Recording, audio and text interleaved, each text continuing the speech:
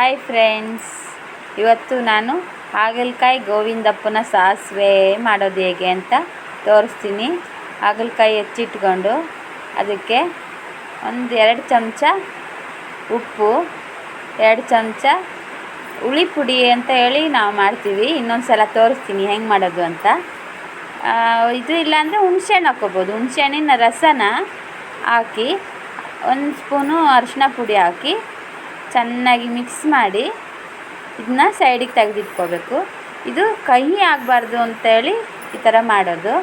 ಹಾಗಲಕಾಯಿ ಕಹಿ ಇರುತ್ತಲ್ಲ, ಕಹಿ ಆಗಬಾರ್ದು. ಮಕ್ಕಳು ಕೂಡ ತಿಂತಾರೆ, ಅಷ್ಟು ರುಚಿಯಾಗಿರುತ್ತೆ ಗೋವಿಂದಪ್ಪನ ಸಾಸಿವೆ ಅಂತ.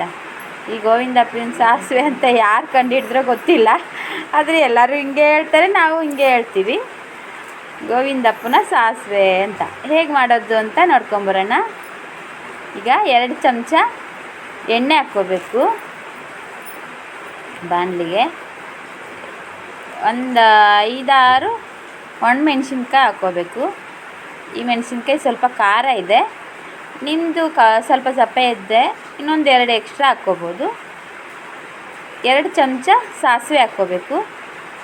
ಸಾಸಿವೆ ಅಂತ ಅಂದಮೇಲೆ ಸಾಸಿವೆ ಜಾಸ್ತಿ ಇರಬೇಕಲ್ವ. 2 ಚಮಚ ಸಾಸಿವೆ ಹಾಕ್ಕೊಂಡು ಚೆನ್ನಾಗಿ ಹುರ್ಕೋಬೇಕು. ಇದನ್ನು ರುಬ್ಬೋದಕ್ಕೆ ಚೆನ್ನಾಗಿ ಹುರ್ಕೊಂಡು ಇದನ್ನು ಸೈಡಿಗೆ ತೆಗೆದಿಟ್ಕೊಳ್ಳೋಣ. ಈಗ ಮತ್ತೆ ಇದನ್ನ ಒಗ್ಗರಣೆ ಹಾಕ್ಕೋಬೇಕು. ಒಗ್ಗರಣೆಗೆ ಎಣ್ಣೆ 2 ಚಮಚ, ಮತ್ತು 1 ಚಮಚ ಸಾಸಿವೆ, 1 ಮೆಣಸಿನ್ಕಾಯಿನ 3-4 ತುಂಡು ಮಾಡಿ ಹಾಕ್ಕೊಂಡು ಇದನ್ನು ಚೆನ್ನಾಗಿ ಫ್ರೈ ಮಾಡಬೇಕು.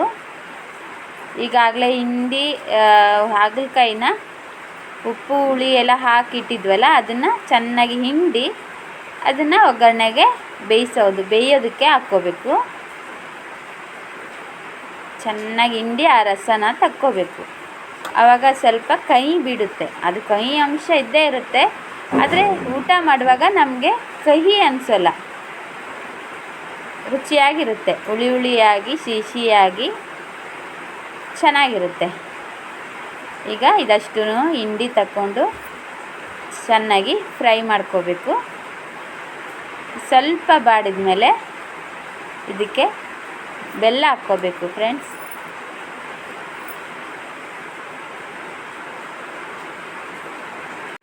ಈಗ ಇಷ್ಟು ಫ್ರೈ ಆಗಿದೆ.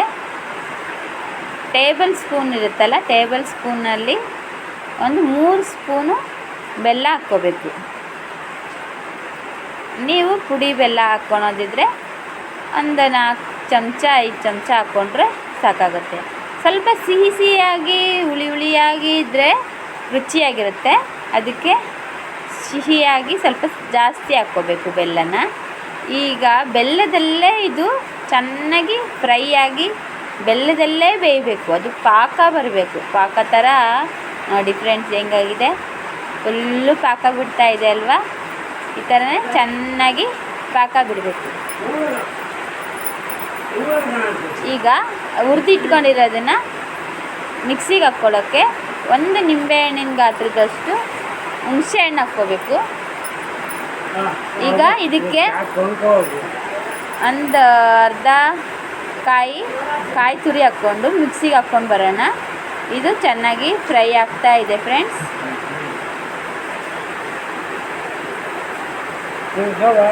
ಈಗ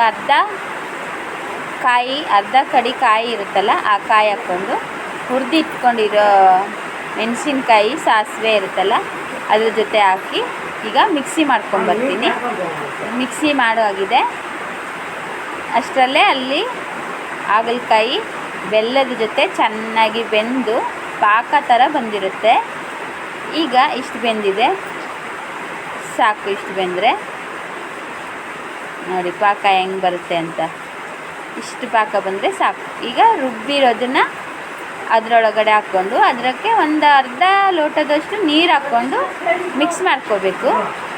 ಚೆನ್ನಾಗಿ ಮಿಕ್ಸ್ ಮಾಡಿಕೊಂಡು ಈಗ ಬೆಲ್ಲ, ಹಾಗಲಕಾಯಿ ಫ್ರೈ ಆಗಿರೋದು ಮತ್ತು ಮಿಕ್ಸಿ ಮಾಡ್ಕೊಂಡಿರೋ ಕಾಯಿ ಎಲ್ಲ ಇರುತ್ತಲ್ಲ, ಎಲ್ಲದನ್ನು ಸೇರಿಸಿ ಚೆನ್ನಾಗಿ ಕುದಿಸ್ಬೇಕು. ಚೆನ್ನಾಗಿ ಕುದಿ ಬರಬೇಕು. ಅದು ಕುದಿ ಬರೋವರೆಗೂ ಫ್ರೈ ಮಾಡೋಣ.